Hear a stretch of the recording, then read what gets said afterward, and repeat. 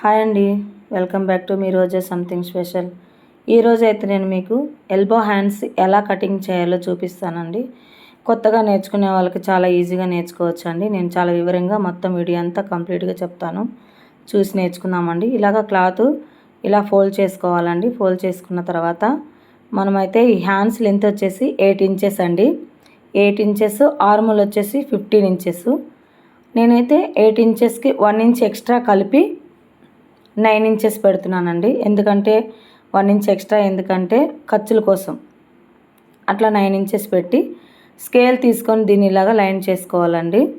Line చేసుకున్న తర్వాత ఇప్పుడు హార్మ్ రౌండ్ డౌన్ కోసం నేనైతే 3.5 అయితే పెట్టుకోవచ్చు అండి.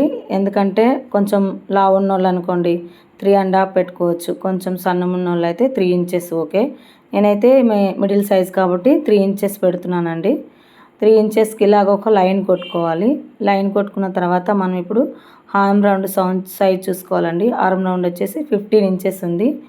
దాంట్లో హాఫ్ తీసుకోవాలండి. మనం ఇలా టేప్ని ఇలాగా 15 ఇంచ్ ఆఫ్ చేస్తే 7.5 వచ్చింది. మనము తొందరగా లెక్కలు రాలేదనుకోండి, ఇలా టేప్ని ఇలా మడితే ఫోల్డ్ చేసి చూసుకోవచ్చు. అది 7.5 వచ్చిందండి. ఆ 7.5 మన షోల్డర్ దగ్గర నుంచి మార్కింగ్ ఉంది కదండి, షోల్డర్ మార్కింగ్ దగ్గర నుంచి ఇక్కడికి కింద లైన్ వరకు డౌన్ వరకు 7.5 అంటే 7.5 మార్క్ చేసుకోవాలండి. దీన్ని ఇలాగ మార్క్ చేసుకొని ఇక్కడ పెట్టుకోవాలి. మీరైతే నా ఛానల్ని చూస్తున్నారు కానీ లైక్ చేయట్లేదండి, సబ్స్క్రైబ్ చేయట్లేదు. మీరైతే ఈ వీడియోని లాస్ట్ వరకు చూడండి, అప్పుడు కానీ మీకు హ్యాండ్స్ కటింగ్ కంప్లీట్గా అర్థమవుతుంది. చాలా వివరంగా చెప్పానండి.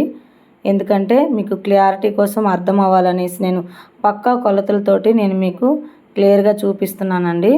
ఇప్పుడు వచ్చేసి మనం కింద రౌండింగ్ పెట్టుకుందామండి. హ్యాండ్స్ కింద రౌండింగ్ వచ్చేసి 12 ఇంచెస్ అండి. 12 ఇంచెస్లో మనం 6 ఇంచెస్, 12లో హాఫ్ వచ్చేసి 6 అండి. 6 ఇంచెస్ కింద మార్క్ పెట్టేసుకొని ఇలాగ స్ట్రైట్గా ఒక లైన్ కొట్టేయాలి. ఇలా లైన్ కొట్టేసి మనము స్కేల్ తోటి అదే స్కేల్తో పక్కన పెట్టేసి ఇంకొక లైన్ కొట్టాలి. మనం అలా కొట్టేస్తే ఒక 2 ఇంచెస్ ఎక్స్ట్రా మార్జింగ్ వస్తుంది. మీకు అది కూడా నేను కొలత పెట్టి చూపిస్తాను.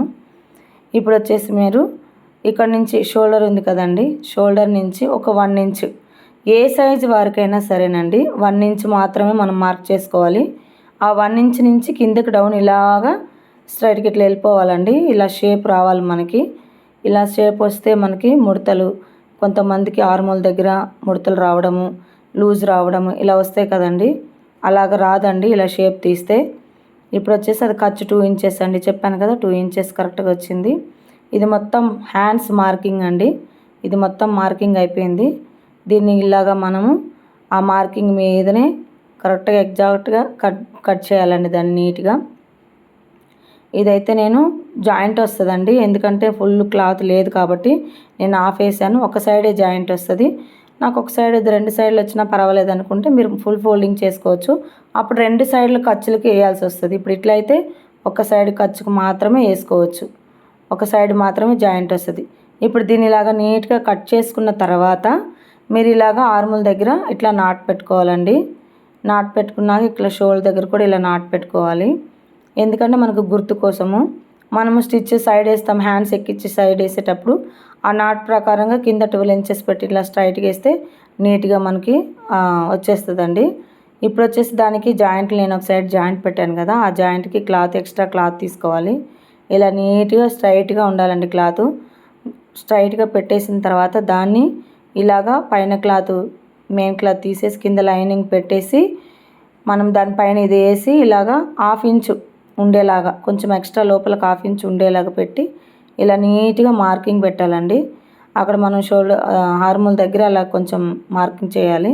దీన్ని ఇలాగ ఫుల్ మార్క్ చేసేసి దాని ప్రకారంగా నీట్గా ఇలా కట్ చేసేయాలండి. ఇలా కట్ చేస్తే మనకి నీట్గా వచ్చేస్తుంది. ఎందుకంటే ఎగుడు దిగుడు రాదు. మనం అలా చేయకుండా మనం కట్ చేసామనుకోండి అటు ఇటు అనేది వచ్చేస్తుంది, కొంచెం ఎక్కువ తక్కువ హెచ్చు తగ్గులు అనేవి వస్తుంది. ఇప్పుడైతే అలా రాదు. మనం హ్యాండ్స్ ఎలా అయితే ఉందో సేమ్ యాస్టీజ్గా అలాగనే హ్యాండ్స్ వస్తుంది. అలా పెట్టి మనం మార్క్ చేసి కట్ చేస్తే కనుక చూసారండి ఇప్పుడు ఎలా వచ్చిందో ఆ పీసులు. ఇలా జాయింట్ వచ్చేస్తుందండి. ఆ జాయింట్ మనం కట్ చేసుకొని నీట్గా దానికి జాయింట్ చేసుకోవాలి. జాయింట్ చేసుకున్న తర్వాత మళ్ళీ పీస్ని ఇలా వేసుకొని చూడాలి ఎక్కువ వచ్చిందా తక్కువ వచ్చిందని. ఇప్పుడు వచ్చేసి మనము ఆర్ముల దగ్గర చంక లోతు తీస్తాం కదండి, ఆ చంక లోతు వచ్చేసి 3/4 ఇంచు తీసుకుంటున్నానండి.